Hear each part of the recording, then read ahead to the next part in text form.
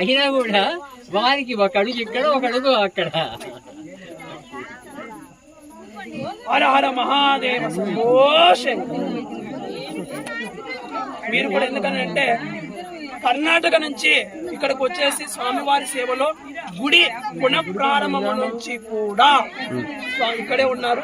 గిరి ప్రదక్షిణ మేము పునఃప్రారంభం చేసినప్పుడు నుంచి కూడా సేవలు అందించారు.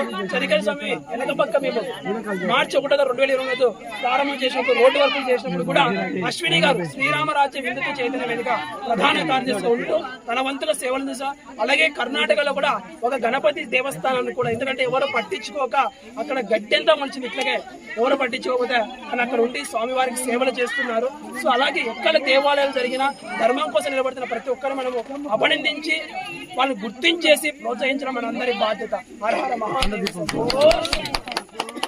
అయ్యంగా ఎవరైనా